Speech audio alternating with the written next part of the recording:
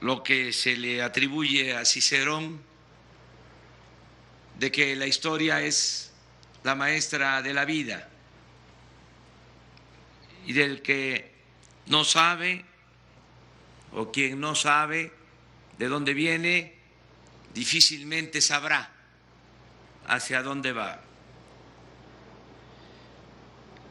Pedro Baranda ayuda a consumar la independencia de México, porque siempre las ideas van por delante de los hechos. Cuando se habla de la independencia de México, siempre nos acordamos de 1810, que es el inicio del movimiento de independencia. Y suele también recordarse que es cuando el cura Hidalgo proclama la abolición de la esclavitud. Y se piensa que la esclavitud es abolida en México desde entonces, desde 1810. Pero eso no es real. La esclavitud continuó en México. Lo de Hidalgo fue una proclama. En los hechos, la esclavitud se abolió en nuestro país 100 años después, hasta 1914, después de la Revolución Mexicana. Lo mismo sucede con la independencia. Se habla de el grito de independencia, lo conmemoramos, pero es el inicio. Luego hay otra fecha histórica importante, la consumación de la independencia, 1821. Pero también esto no es así del todo. La independencia no concluye, no se alcanza a plenitud en 1821. Aquí estamos recordando que se logra la independencia cuando se derrota a una fuerza española que se apoderó del fuerte de San Juan de Ulúa en Veracruz en 1825 por el comandante Pedro Baranda, un hecho histórico importantísimo. Sin embargo, todavía pasa otro tiempo, siguen los intentos de reconquista y se llega hasta tomar la medida drástica en 1829 de expulsar de nuestro territorio a todos los españoles. Así ha sido la historia de nuestro país, de nuestra soberanía. Apenas nos estábamos independizando de España y de nuevo la amenaza de invasión de Francia, la primera intervención francesa, 1838, si hablamos de la expulsión de los españoles en 1829 y de nuevo nos invaden, ahora franceses, 1838, imagínense cuánto costaba hacer valer nuestra independencia. Esa intervención francesa se le conoce como la Guerra de los Pasteles, porque aquí cerca había un restaurante de un francés y unos mexicanos consumieron unos pasteles y esto originó el reclamo de Francia y lo usaron como pretexto para invadirnos en 1838. Es importante también este año porque de nuevo en Veracruz no se podría escribir la historia de México sin el puerto de Veracruz,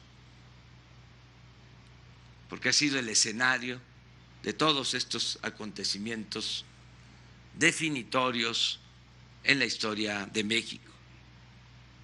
Pues ahí el que defiende al puerto de Veracruz y la independencia de México es Antonio López de Santana, y ahí pierde su pierna Santana. Luego que se logra en 1839 el arreglo con Francia, 7 años después, la invasión estadounidense.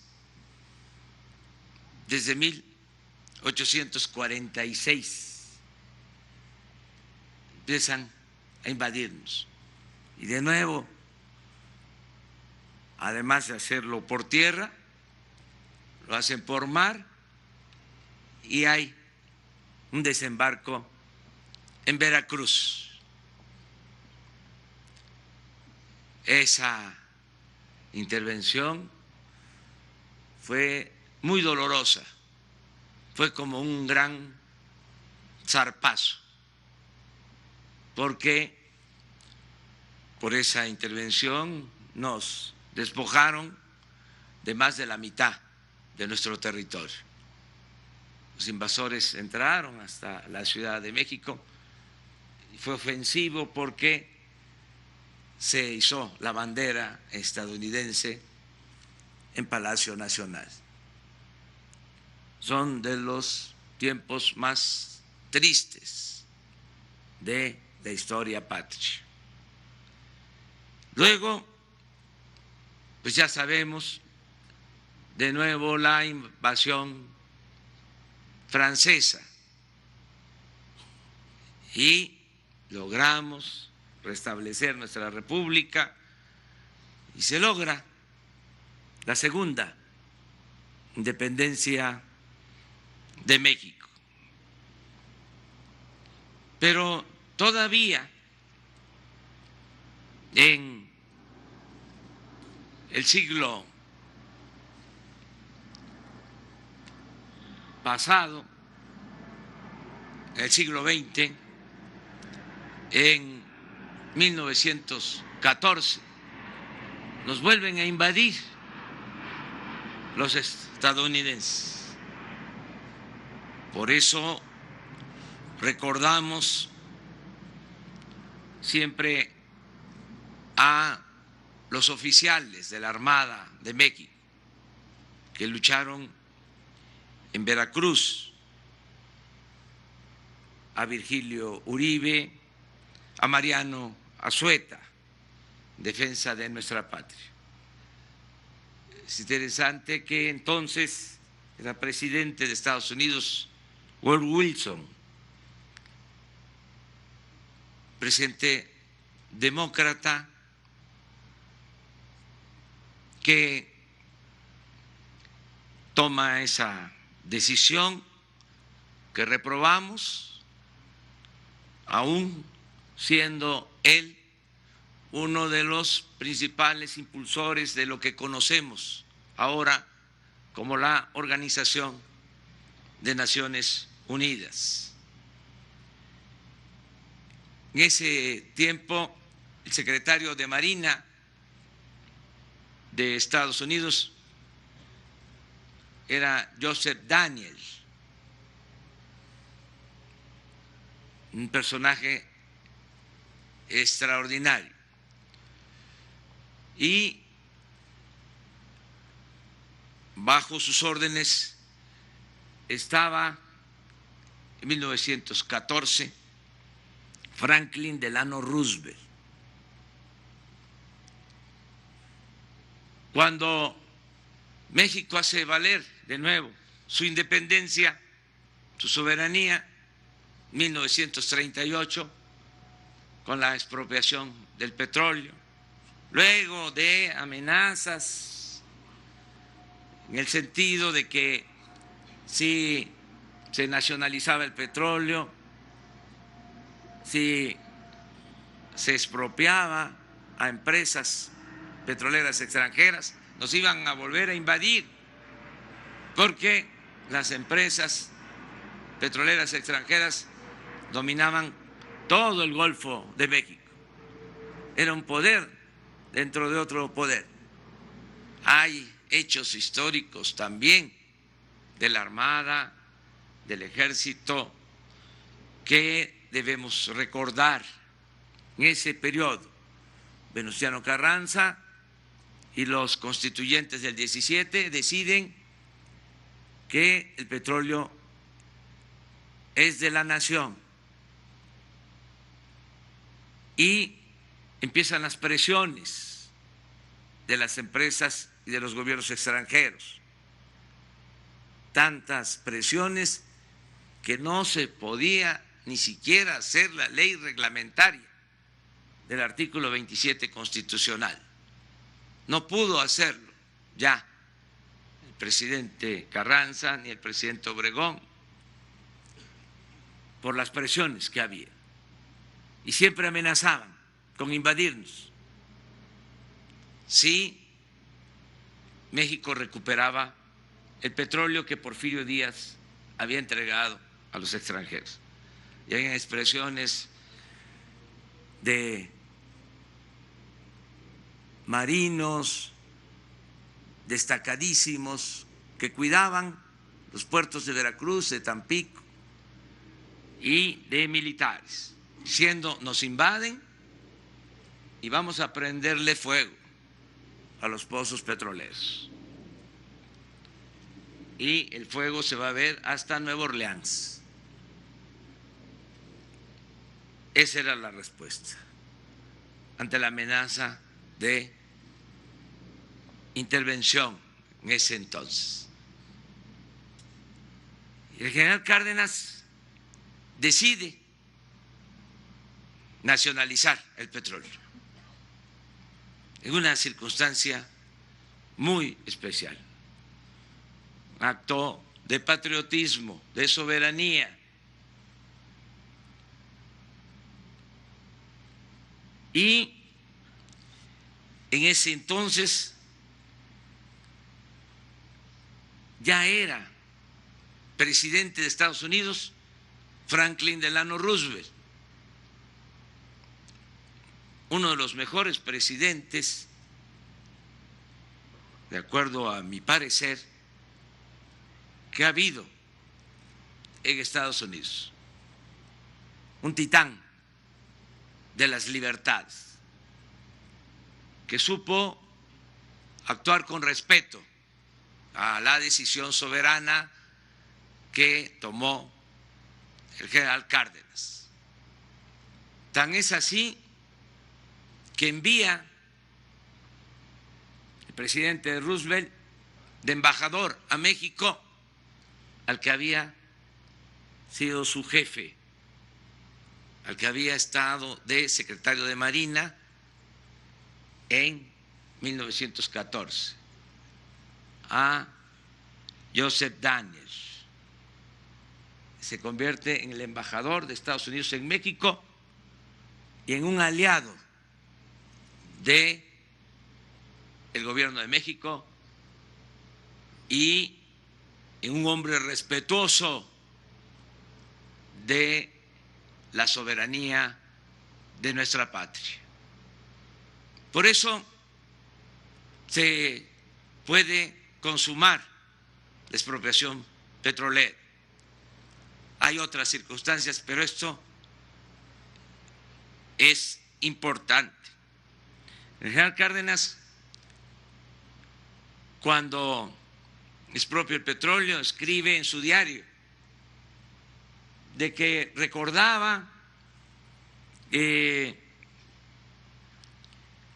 tiempo en que había estado de comandante en el Golfo, todavía era capitán y había estado de comandante en la zona militar del Golfo con sede en Papantla, y decía en el 38, escribía en su diario, de que lo visitaba el gobernador de Veracruz, Heriberto Jara, y que platicaban de los abusos que cometían las empresas petroleras extranjeras, y que eso lo tenía presente, y que eso influyó para tomar esa decisión de expropiar el petróleo. Fíjense cómo es la vida y la historia. El primer secretario de Marina, en 1940, nombrado por el presidente Lázaro Cárdenas, fue Heriberto Jara, primer secretario de Marina. Por eso me da mucho gusto estar aquí y conmemorar esta fecha histórica de el capitán Pedro Baranda. La historia de los Baranda de Campeche es también algo, porque sus dos hijos también fueron militares, Pedro y Joaquín. Pedro fue gobernador de Campeche, de Tabasco. Los dos participaron en el movimiento de reforma. Los dos lucharon para defender a la patria con o durante la intervención francesa. Y Joaquín fue